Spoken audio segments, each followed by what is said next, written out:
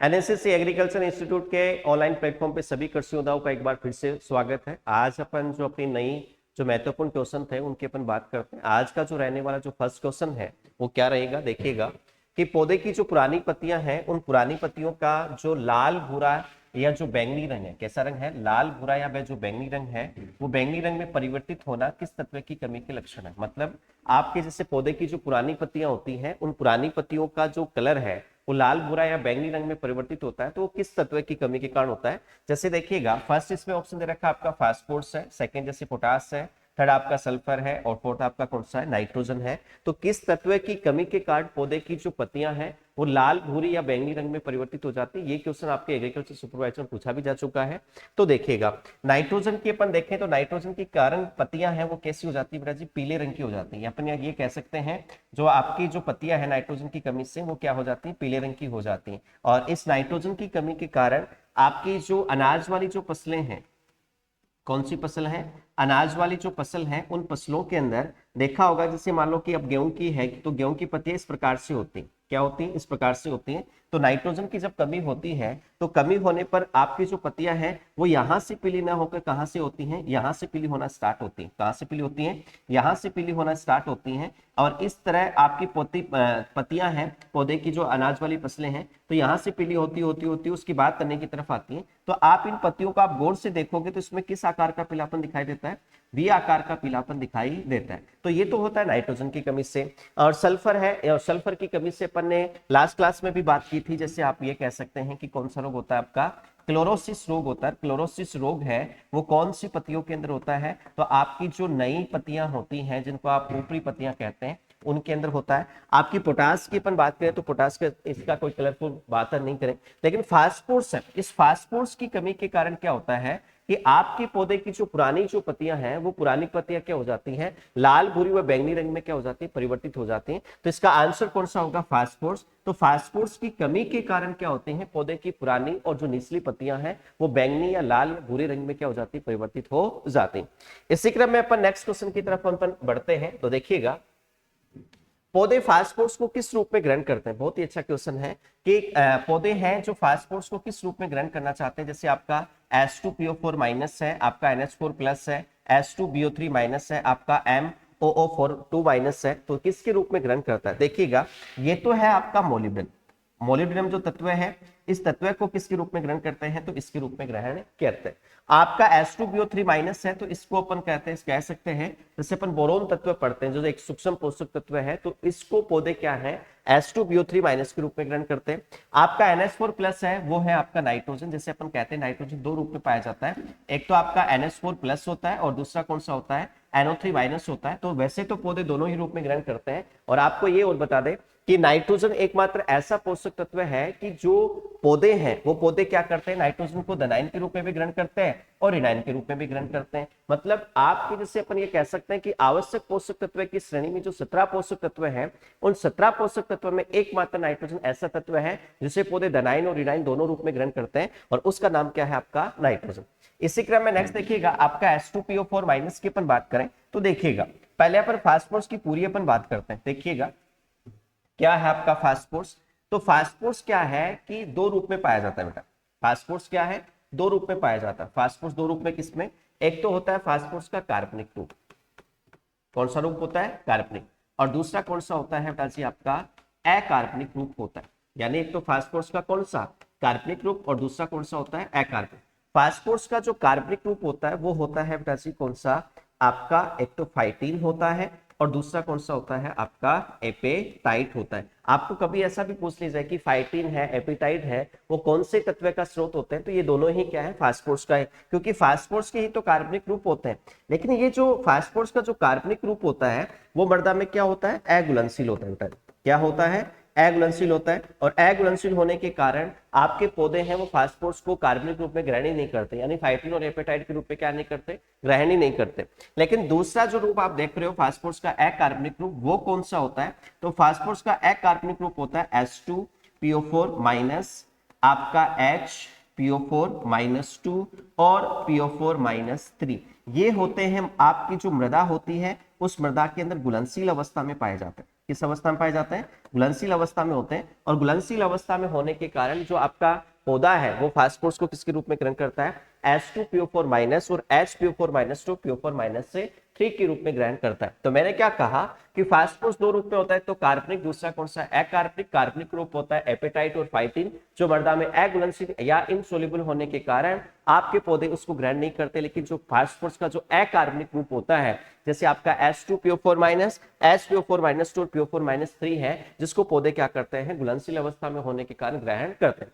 लेकिन जो फास्फोरस को आपको जो 3 रूप आपको दिख रहे हैं, कितने रूप दिख रहे हैं? 3 रूप दिख रहे हैं। ये इनको अपन पीएच के आधार पे देखें तो पीएच के आधार पे अपन देखते हैं तो देखिएगा, जैसे मान लो अपन पीएच स्केल की बात करें तो पीएच स्केल में अंक होते हैं 0 से लेकर 14। इसका मिड पॉइंट निकलता है क्या? 7। 7 पीएच वाली मृदा है वो क्या किसको प्रदर्शित करती है? आपके उदासीन को। 7 से अगर कम पीएच होता है वो प्रदर्शित करता है किसको बेटा जी? आपके अम्लीय को। और 7 से अधिक पीएच मान होता है वो प्रदर्शित करता है किसको? आपके अक्षारीय को प्रदर्शित करता है। चलिए, तो अपन ने ये कहा कि पीएच स्केल है, तो पीएच अपन बात करें तो पीएच शब्द किसने दिया था? सुरेंद्र सर ने दिया था 1909 के अंदर। लेकिन पीएच स्केल के अंदर क्या होते हैं? 0 से लेकर 14 तक अंक अंकित होते हैं। मिड पॉइंट निकलता है इसका 7। 7 जो है पीएच मान है वो उदासीन को प्रदर्शित करता है। 7 से कम होगा वो किसको प्रदर्शित करेगा? अम्लीय को। और अधिक होगा तो किसको प्रदर्शित करता है बेटा? अक्षारीय को प्रदर्शित करने का काम करता है। लेकिन अम्लीय के अंदर फास्फोरस का कौन सा रूप पाया जाता है? उदासीन में कौन सा पाया जाता है? और अक्षारीय में कौन सा पाया जाता है? इसकी अपन बात करते हैं। देखिएगा, आपने कहा कि फास्फोरस का अकार्बनिक रूप होते हैं 3 होते हैं, H2PO4 minus, HPO4 minus two PO4 minus से 3 होता है। तो अम्लीय मृदा में तो पाया जाता है कौन सा? आपका H2PO4 माइनस आता है। और इसमें पाया जाता है HPO4 माइनस 2 और इसमें पाया जाता है PO4 माइनस से 3। यानी आपका अम्लीय मृदा में तो फास्फोरस का कौन सा रूप होगा? H2PO4 minus. और उदासीन में कौन सा होता है? HPO4 माइनस 2 और आपकी PO4 माइनस 3 होता है किसमें? आपके क्षारीय मृदा में होता है।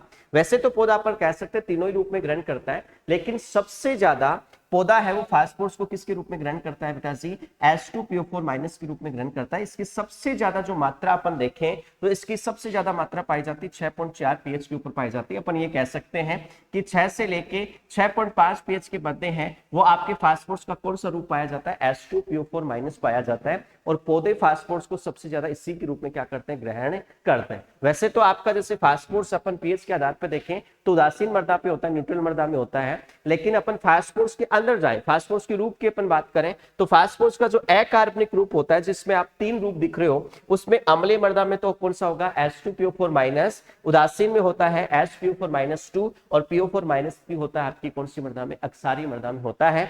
इसलिए आपका क्वेश्चन क्या था कि पौधे फास्फोरस को किस रूप में ग्रहण करते हैं? तो H2PO4 माइनस के रूप में क्या करते हैं? सबसे ज्यादा इसको ग्रहण करते हैं। चलिए, इसी क्रम में नेक्स्ट क्वेश्चन की अपन और बात करते हैं। आइए, क्योंकि पौधों की पत्तियों में उपस्थित जो रंध्र होते हैं उनको खोलने और बंद करने वाला तत्व कौन सा है? यानी आपके पौधों की जो पत्तियां हैं उन पत्तियों में उपस्थित जो रंध्र होते हैं उनको खोलने और बंद करने वाला जो तत्व है वो कौन सा है? ये भी आपके कृषि पर्यवेक्षक की जो एग्जाम है उसमें पूछा जा चुका है, ये क्वेश्चन आ चुका है। देखिए ऑप्शन देखिएगा कौन कौन से, जैसे आपका पोटास है, आपका आयरन है, आपका सल्फर है, आपका कॉपर है, कि ऐसा कौन सा तत्व है जो पौधों की पत्तियों में उपस्थित रंध्रों को खोलने और बंद करने का काम करता है। देखिएगा, आइए, आपकी मानो कि पौधे की पत्तियां हैं, क्या है? पौधे की पत्ती। पौधे की पत्ती में उपस्थित जो रंध्रावकाश होते हैं, क्या होते हैं? रंध्रावकाश होते हैं। ये मानो कि आपका क्या है? रंध्रावकाश है, ठीक है। और इस रंध्रावकाश को खोलने व बंद करने वाला जो तत्व है वो तत्व कौन सा होता है बेटा जी? पोटास होता है। कौन सा होता है? पोटास। ये तो अपन को बात पता चल गई कि पौधों की पत्तियों में उपस्थित जो रंध्रावकाश होते हैं तो उनको खोलने और बंद करने का जो काम है वो किस तत्व के द्वारा होता है? पोटास के द्वारा होता है। लेकिन यहाँ हार्मोन की स्थिति को पूछ लिया जाए तो हार्मोन की कैसे? यानी ऐसे कौन सा हार्मोन है जो पौधों में उपस्थित रंध्रावकाशों को खोलने का काम करता है? तो रंध्रों को खोलने वाला हार्मोन, खोलने वाला क्या बेटा जी? हार्मोन। वो हार्मोन कौन सा होता है? तो हार्मोन की अपन बात करें तो वो आता है साइटोकाइन। कौन सा आता है बेटा जी? साइटोकाइन। लेकिन ऐसा हार्मोन कौन सा है जो बंद करने का काम करता है? तो आपके जो रंध्रावकाश है, रंध्रावकाशों को बंद करने वाला हार्मोन, और बंद करने वाला हार्मोन है कौन सा, तो वो आता है बेटा जी आपका एबीए। एबीए का मतलब क्या होता है, एब्सिसिक अम्ल होता है। तो आपके पौधों की पत्तियों में उपस्थित रंध्रावकाशों को बंद करने वाला तत्व पूछा जाए तो तत्व तो कौन सा होता है बेटा जी, आपका पोटास होता है। कौन सा होता है, पोटास। लेकिन आपको ये पूछ लिया जाए कि ऐसा कौन सा हार्मोन है जो रंध्रावकाशों को खोलने का काम करता है, तो उसका नाम क्या होता है बेटा जी, साइटोकाइनिन। लेकिन ऐसा कौन सा हार्मोन है जो आपकी पौधों की पत्तियों में उपस्थित रंध्रावकाशों को क्या करता है, बंद करने का काम करता है, वो कौन सा आपका एब्सिसिक अम्ल है। तो आपके पौधों की पत्तियों में उपस्थित जो रंध्रावकाश होते हैं उनको बंद करने वाला और खोलने वाला तत्व पूछा है, तो तत्व आंसर कौन सा होगा बेटा जी, आपका पोटास तत्व है जो रंध्रावकाशों को खोलने और बंद करने का काम में करता है। चलिए इसी क्रम में अपन नेक्स्ट क्वेश्चन की तरफ अपन और बढ़ते हैं कि लग्जरी उपभोग क्या है आपका, लग्जरी उपभोग है, ये आपका क्या है बेटा जी, लग्जरी उपभोग है। उस उपभोग से संबंधित तत्व कौन सा है, जैसे संबंधित रिलेटेड न्यूट्रिएंट कौन सा, जैसे आपका कैल्शियम है, आपका पोटास है, निकल है, आपका बोरोन है। तो पहले तो अपन ये बात करते हैं कि आपका लग्जरी उपभोग होता क्या है। तो लग्जरी उपभोग की अपन बात करें तो आपका एक ऐसा तत्व है, यानी कौन सा, आपका पोटास, कि पादप है या पौधे हैं वो पादप पोटास का आवश्यकता से ज्यादा भी अवशोषण कर लेते हैं। क्या कर लेते हैं, आवश्यकता से अधिक क्या कर लेते हैं, अवशोषण कर लेते हैं। तो अवशोषण करने के बाद भी आपके पादप के ऊपर कोई हानिकारक प्रभाव नहीं पड़ता है, और उस स्थिति को अपन क्या कहते हैं, लग्जरी उपभोग कहा जाता है, या लग्जरी कंजप्शन अपन उसको कहते हैं। जब पादप के द्वारा आवश्यकता से अधिक पोटास का अवशोषण कर लिया जाता है तो उसके ऊपर कोई हानिकारक प्रभाव नहीं पड़ता, उस स्थिति को अपन क्या कहते हैं बेटा जी, आपका लग्जरी उपभोग कहा जाता है। तो कौन सा पोटास संबंधित, कौन सा तत्व संबंधित हुआ, तो आपका पोटास तत्व संबंधित है, इसलिए इसके लिए आंसर कौन सा माना जाएगा, आपका पोटास तत्व है वो माना जाएगा। चलिए इसी क्रम में अपन नेक्स्ट क्वेश्चन की तरफ और अपन बढ़ते हैं। आपके टमाटर है, क्या है आपका, जैसे टमाटर है, टमाटर में पोटास की कमी से कौन सा रोग होता है, बहुत ही अच्छा रोग मतलब क्वेश्चन आपका, कि टमाटर, अगर टमाटर में पोटास की कमी हो जाए तो कौन सा रोग होता है। जैसे आपका देखो लीफ बर्न रोग दे रखा है, सिकल लीफ रोग दे रखा है, ब्लोची राइपनिंग नहीं होता, ब्लोची रिपनिंग रोग होता है। क्या होता है बेटा जी, ब्लोची रिपनिंग रोग होता है, ठीक है। आपका केविटी स्पॉट रोग होता है। तो कौन सा है, तो टमाटर के अंदर पोटास की कमी होगी तो कौन सा रोग होता है, यानी आपके ऑप्शन भी चारों हैं। तो देखिएगा एक एक की अपन बात करते हैं। तो लीफ बर्न अपन बात करें तो ये होता है बेटा जी लीची में, किसमें होता है, आपकी लीची में होता है। किसकी कमी से होता है, तो ये पोटास की कमी से होता है। तो पोटास की कमी से लीची में तो कौन सा रोग होता है, लीफ बर्न रोग होता है, जिसके कारण जो यानी जो लीची की जो पत्तियां होती हैं वो किनारों पे क्या होता है, सूख जाती हैं, जली भी दिखाई देती हैं, इसलिए इसको अपन क्या कहते हैं, लीफ बर्न रोग कहते हैं। सिकल लीफ रोग की अपन बात करें, किसकी बात करें, सिकल लीफ रोग की अपन बात करें तो आपकी जैसे फसलें होती हैं,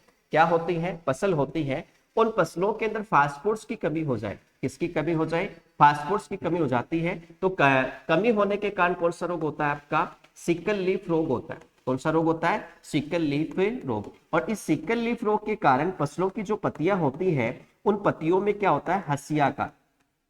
कौन सा आकार, हंसियाकार या जो दरातीकार क्या होता है, मतलब आकार में, यानी आपकी पत्तियां जो परिवर्तित हो जाती हैं। तो आपकी फसलों के अंदर फास्फोरस की कमी के कारण कौन सा रोग होता है, सिकल लीफ रोग। और सिकल लीफ रोग के कारण जो पत्तियां हैं उन पत्तियों में हंसियाकार या दरातीकार आकृति क्या होती है, बनती है या उसमें परिवर्तित होती है। तो यहां से क्वेश्चन ऐसा पूछता है कि या तो आपको क्वेश्चन पूछेगा कि फास्फोरस की कमी से फसलों की जो पत्तियां हैं वो किस आकृति में परिवर्तित होती हैं, तो दराती, हंसियाकार, या किस रोग के कारण, तो वो रोग कौन सा बेटा जी, आपका सिकल लीफ रोग। तो फसलों में किसकी कमी से होता है, सिकल लीफ रोग आपका, आप फास्फोरस की कमी से। नेक्स्ट देखिएगा ब्लोची रिपनिंग रोग। ब्लोची रिपनिंग रोग होता है वो किसमें होता है बेटा जी, टमाटर में होता है। किसमें होता है, टमाटर में। और टमाटर में किसकी कमी से होता है, तो टमाटर में पोटास की जो कमी होती है उस कमी के कारण टमाटर के अंदर ब्लोची रिपनिंग नामक रोग होता है। केविटी स्पॉट रोग की अपन बात करें तो केविटी स्पॉट रोग है ये आपके जैसे 2012-13 में जो कृषि पर्यवेक्षक का जो पेपर हुआ था उसमें भी ये क्वेश्चन पूछा था कि जैसे गाजर है तो गाजर में केविटी स्पॉट रोग किसके कारण होता है।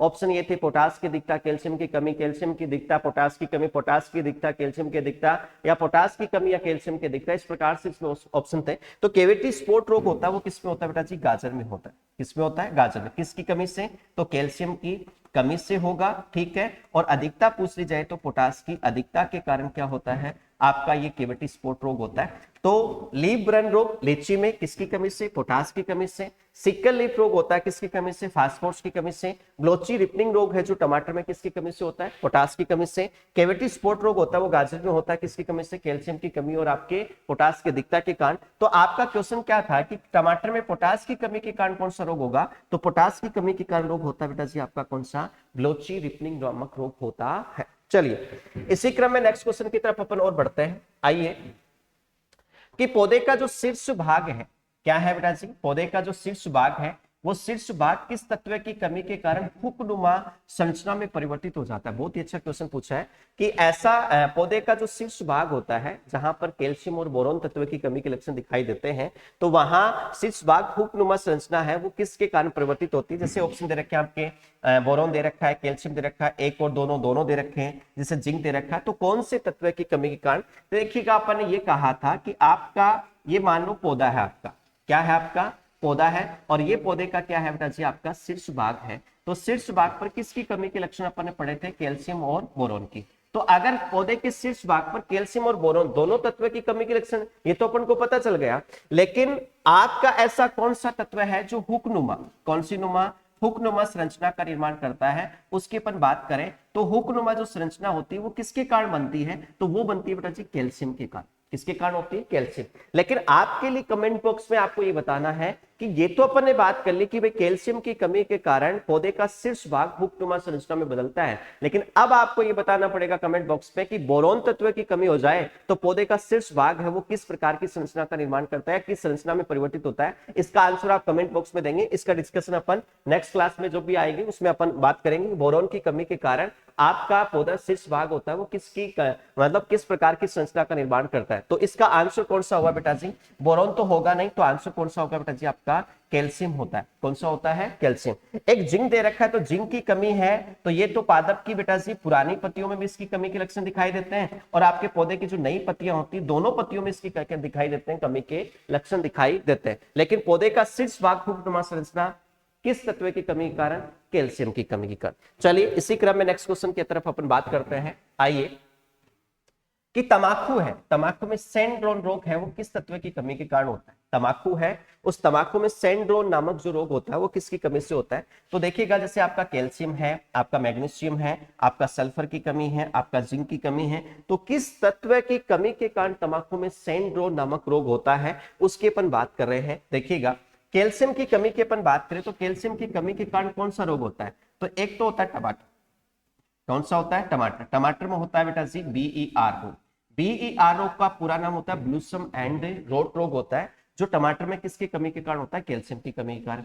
एक आपकी जैसे मूंगफली होती है बेटा, क्या होती है? मूंगफली। मूंगफली में किसका निर्माण नहीं होता? दाने का निर्माण नहीं होता है और इसलिए इस अवस्था को अपन क्या कहते हैं? पॉपिंग अवस्था कहते हैं। कौन सी अवस्था कहते हैं? पॉपिंग अवस्था कहते हैं। चलिए ये भी बात हो गई। इसके अलावा कैल्शियम की कमी के कारण आपके जैसे गाजर होती है, उस गाजर में कौन सा रोग होता है? केविटी स्पॉट रोग होता है। कौन सा रोग होता है? केविटी स्पॉट रोग होता है। ये भी अपन ने बात कर ली। चलिए ये बात हो गई कैल्शियम की। नेक्स्ट आता है मैग्नीशियम। मैग्नीशियम की अपन बात करें तो मैग्नीशियम की कमी का जो चारा है, यानी जैसे अपन चारे वाली जो फसलें होती हैं, कौन सी फसल होती है? चारे वाली जो फसल है, और चारे वाली फसलों का जो चारा है वो चारा अपन जो पशुओं को खिलाते हैं, और अगर आपके चारे के अंदर किसकी कमी हो जाए? मैग्नीशियम की कमी हो जाए, तो मैग्नीशियम की कमी का चारा अगर आप पशुओं को खिलाते हैं तो पशुओं के अंदर एक रोग हो जाता है जिसको अपन कहते हैं ग्रास टिटेनी रोग। कौन सा रोग होता है? ग्रास टिटेनी रोग हो जाता है। तो आपको ये पूछ लिया जाए, दोनों तरीके से पूछेगा कि चारे वाले फसलों में मैग्नीशियम तत्व की कमी होने पर पशुओं में कौन सा रोग होता है? तो ग्रास टिटेनी रोग। या डायरेक्ट भी आपको पूछ सकता है कि पशुओं में मैग्नीशियम की कमी से कौन सा रोग? तो ग्रास टिटेनी रोग। एक फास्फोरस होता है। कौन सा होता है बेटा जी? फास्फोरस। अगर फास्फोरस की कमी हो जाती है पशुओं में तो कौन सा रोग होता है? आपका पाइका रोग होता है। कैल्शियम की कमी की अपन बात करें तो कौन सा रोग होता है बेटा जी? दुग्ध जवर रोग होता है, जिसको अपन मिल्क फीवर रोग भी अपन कहते हैं। तो मैग्नीशियम की कमी का जो चारा अगर पशुओं को खिलाओगे तो कौन सा रोग होगा? आपका ग्रास टिटेनी रोग होता है। इसके अलावा आपकी जैसे तंबाकू के अंदर जो सैंड्रोन रोग होता है वो भी किसके द्वारा होगा? आपका मैग्नीशियम के द्वारा होगा। तो आंसर तो आपका आ गया भाई, मैग्नीशियम की कमी के कारण क्या होता है? तंबाकू में सैंड्रोन नामक रोग होता है। लेकिन सल्फर की कमी के कारण कौन कौन से रोग होते हैं उसकी भी अपन बात कर लें तो देखिएगा, सल्फर की कमी होगी तो चाय है। कौन सी है? चाय। चाय के अंदर एक रोग होता है जिसको अपन बोलते हैं येलो लीफ रोग। कौन सा रोग होता है? येलो रोग, यानी जो चाय की जो पत्तियां होती हैं वो पीली पड़ना स्टार्ट हो जाती हैं। लेकिन एक सल्फर की अधिकता हो जाए, किसकी अधिकता हो जाए? सल्फर की अधिकता हो जाए, तो आपका जो चावल होता है उस चावल में एक रोग होता है जिसको अपन कहते हैं बेटा जी, कौन सा रोग? अकोची रोग हो जाता है बेटा जी। कौन सा रोग होता है? अकोची। सल्फर की अधिकता से कौन सा रोग होता है? अकोची। अकोची होता किसके कारण है? देखिएगा, अपन जो चावल की जो फसल होती है वो एसिडिक मृदा में, यानी अपन 4 से 6 पीएच वाली मृदाओं में उगाते हैं, और अम्लीय मृदा में सल्फर तत्व की अधिकता होती है, और आपकी अम्लीय मृदा में H+ आयन होता है, उसकी भी अधिकता होती है। तो सल्फर और H+ आयन क्या करते हैं? दोनों मिलकर क्रिया करते हैं, क्रिया करके H2S गैस का निर्माण करते हैं, और उसी H2S गैस के कारण क्या होता है? अकोची। या फिर कौन सी तत्व की अधिकता? तो सल्फर तत्व की अधिकता के कारण क्या होता है? आपका अकोची रोग होता है। किसमें? चावल की फसल में। जिंक की अपन बात करें तो जिंक के कारण तो देखिएगा, चावल के अंदर पूछ लिया जाए तो चावल में कौन सा रोग होता है? आपका खेरा रोग होता है बेटा जी। कौन सा रोग होता है? खेरा रोग होता है। इसके अलावा अपन ये बात करें कि और कौन सा रोग होता है, तो जैसे आलू होता है, आलू में कौन सा रोग होता है बेटा जी? फरन लीफ रोग होता है बेटा जी। कौन सा रोग होता है? फरन लीफ रोग होता है। इसके अलावा जैसे आपकी कपास होती है तो कपास में कौन सा रोग होता है? आपका छोटी पत्ती रोग होता है। कौन सा रोग होता है बेटा जी? छोटी पत्ती रोग होता है। इसके अलावा अपन बात करें कि जिंक की कमी से और कौन सा होता है, जैसे मक्का होती है तो मक्का के अंदर एक रोग और होता है जिसको अपन कहते हैं बेटा जी सफेद कलिका रोग, जिसको अपन कहते हैं, क्या कहते हैं? सफेद कलिका रोग। तो ये जिंक की कमी से होते हैं। जैसे आपके चावल में खेरा रोग होता है, और आपके मक्का में सफेद कलिका रोग होता है जिसको व्हाइट बर्ड डिजीज भी अपन कहते हैं, आपके कपास में छोटी पत्ती रोग होता है, आपके आलू है तो उसमें फरन लीफ रोग होता है। ये सारे के सारे जो रोग होते हैं वो किसकी कमी से होता है? आपके जिंक की कमी से। लेकिन तंबाकू में जो सेंट्रल रोग होता है वो किसकी कमी से होगा? आपके मैग्नीशियम की कमी के कारण होता है। चलिए इसी क्रम में नेक्स्ट क्वेश्चन की अपन और बात करते हैं। आइए, मूंगफली है, उस मूंगफली में किस तत्व की कमी के कारण दानों का निर्माण नहीं होता? बहुत ही अच्छा क्वेश्चन। अभी थोड़ी देर पहले हम बात कर रहे थे कि मूंगफली है तो मूंगफली में किस तत्व की कमी के कारण दानों का निर्माण नहीं होता? जैसे आपका बोरोन दे रखा है, आपका कैल्शियम दे रखा है, सल्फर दे रखा है, आपका आयरन दे रखा है, तो किसकी कमी के कारण? तो देखिएगा, आपकी जो मूंगफली है, इस मूंगफली में अगर कैल्शियम की कमी हो जाए, किसकी कमी हो जाए? कैल्शियम की कमी हो जाए, तो मूंगफली की जो फली होती है उस फली में किसका निर्माण नहीं होता बेटा जी? दाने का जो निर्माण है वो निर्माण नहीं होता है।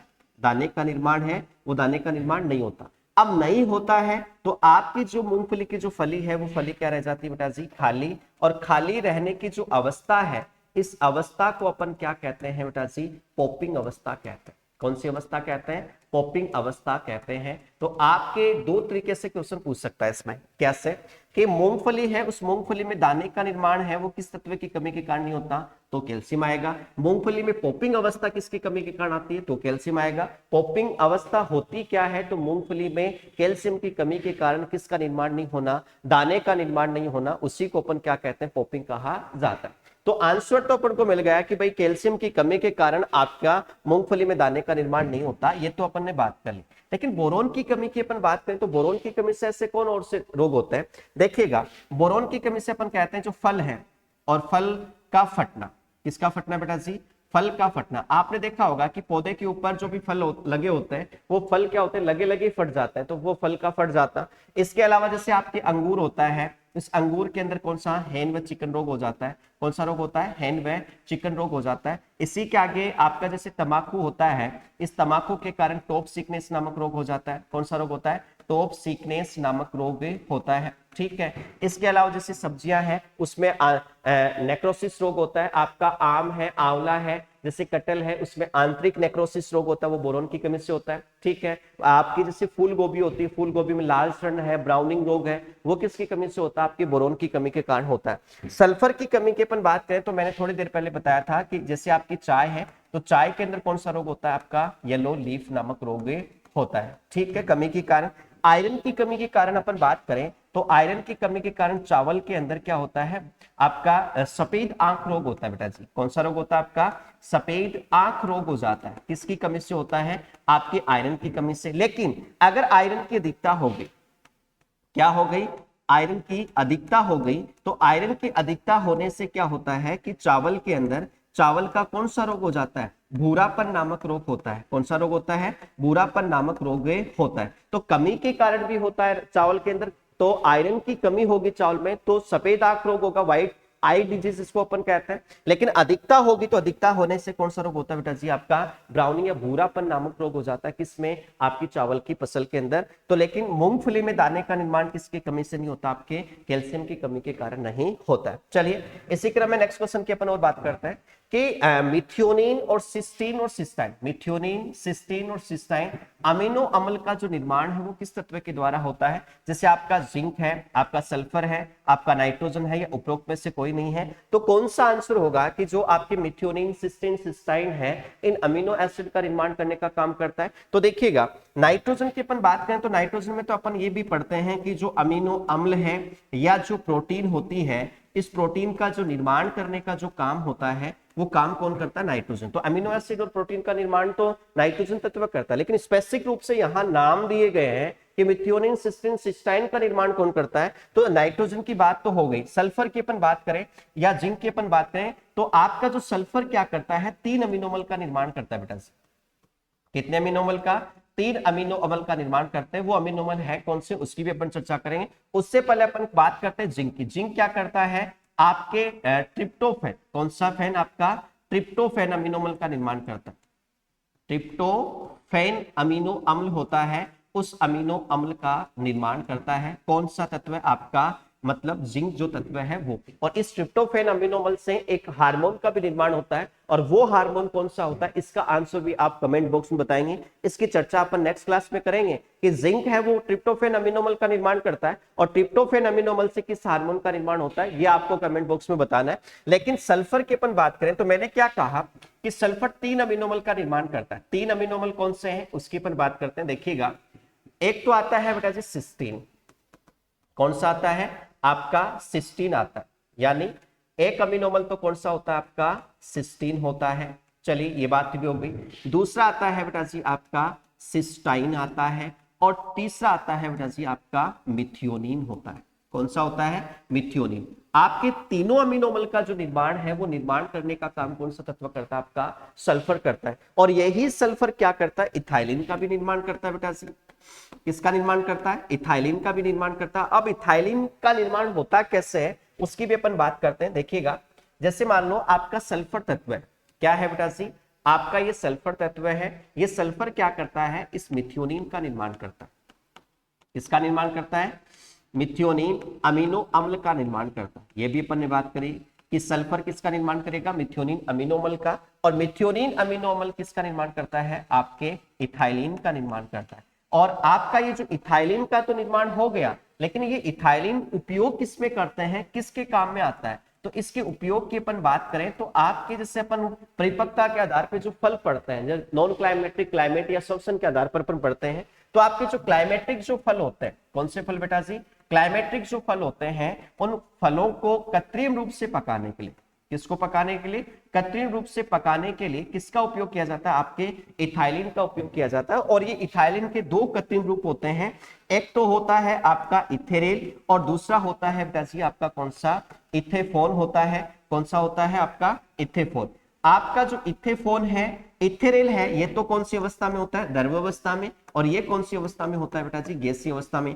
आपका जो इथेरेल है ये तो किसको पकाने के लिए काम में लिया जाता है, फलों को पकाने में, और इथेफोन का जो उपयोग है वो किसको पकाने में काम में लिया जाता है, आपकी गन्ने की फसल को पकाने के लिए काम में लिया जाता है। तो सल्फर है 3 अमीनो एसिड का निर्माण करेगा, सिस्टीन, सिस्टाइन, मिथ्योनिन। लेकिन सल्फर और मिथ्योनिन दोनों मिलकर क्या करते हैं, आपके इथाइलिन हार्मोन का निर्माण करते हैं। और ये इथाइलिन क्या करता है, क्लाइमेटिक फलों को क्या करता है, कृत्रिम रूप से पकाने का काम में करता है। लेकिन इथाइलिन का ये क्लाइमेटिक फल क्या नहीं कर पाते, अवशोषण नहीं कर पाते। तो इथाइलिन को क्लाइमेटिक फलों को अवशोषण करवाने के लिए यहाँ एक रासायन भी अपन काम में लेते हैं, और उस रासायन का नाम क्या होता है बेटा जी, केमेनोफोर होता है। क्या होता है आपका, KMNO4 होता है, जिसको अपन ये कहते हैं पोटेशियम पर मैग्नेट कहते हैं। क्या कहते हैं बेटा जी, पोटेशियम पर मैग्नेट कहा जाता है। ये इसका अपन उपयोग करते हैं क्लाइमेटिक फलों को इथाइलिन के अवशोषण के लिए अपन काम में लेते हैं। तो आपका क्वेश्चन क्या था कि आपका मिथ्योनिन, सिस्टीन, सिस्टाइन जो अमीनोमल है इसके निर्माण करने का जो काम है वो कौन सा तत्व करता है। तो इसका आंसर होगा बेटा जी आपका सल्फर है। ये सल्फर तीनों ही अमीनोमल का क्या करता है, निर्माण करता है। लेकिन मैंने आपको एक बात कही है कि जिंक ट्रिप्टोफैन अमीनोमल का निर्माण करता है, लेकिन ट्रिप्टोफैन अमीनोमल से किस हार्मोन का निर्माण होता है, इसका आपको कमेंट बॉक्स में इसका आपको आंसर बताना है। इसकी अपन जो बातें हैं वो नेक्स्ट क्लास में करेंगे। इसी क्रम में नेक्स्ट क्वेश्चन के अपन बढ़ते हैं। देखिएगा कि चावल में अकोची रोग है, कौन सा रोग है, अकोची रोग है, वो किसके कारण होता है। देखिएगा सल्फर की कमी, सल्फर की अधिकता, आयरन की कमी और आयरन की अधिकता किसके कारण होता है। तो देखिएगा अपने चावल की जो फसल है, अपनी कहते हैं कि चावल की जो खेती है वो अपन खेती करते हैं कितने पीएच के ऊपर, तो 4 से 6 पीएच वाली मृदाओं में करते हैं। कितनी पीएच वाली मृदाओं में करते हैं, 4 से 6। और 4 से 6 पीएच वाली मृदाएं कौन सी होती है बेटा जी, आपकी अम्लीय मृदा होती है। और अम्लीय मृदा में कौन सी आयन की अधिकता होती है, H+ आयन की। और इसी अम्लीय मृदा में कौन सी तत्व की अधिकता पाई जाती है, सल्फर। तो H+ और आपका सल्फर ये दोनों साथ में क्रिया करके किसका निर्माण करते हैं, H2S गैस का निर्माण करते हैं। कौन सी गैस का, H2S गैस का निर्माण करते हैं। और इस H2S गैस के कारण आपकी जो चावल की जो फसल है उस फसल में एक रोग हो जाता है, कौन सा, आपका अकोची रोग होता है। कौन सा रोग होता है, अकोची। चलिए H2S गैस के कारण तो होता है, ये तो बात हो गई, लेकिन यहां तो ये पूछ रहा है किसकी कमी किसकी अधिकता।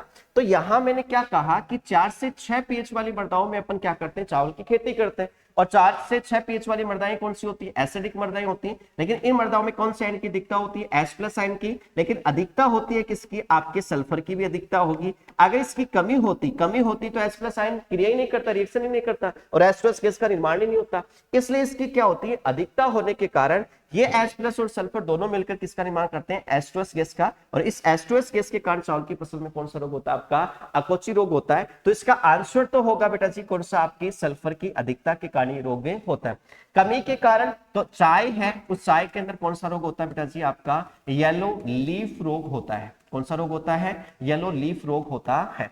आयरन की कमी के कारण कौन सा रोग होता है, तो आपकी जो चावल की फसल है उस चावल की फसल में रोग होता है बेटा जी आपका कौन सा, सफेद आंख रोग होता है। कौन सा रोग होता है, सफेद आंख रोग होता है। इसी प्रकार से आयरन की अधिकता की अपन बात करें तो आयरन की अधिकता से भी चावल में रोग होता है। चावल में कौन सा, भूरापन नामक रोग।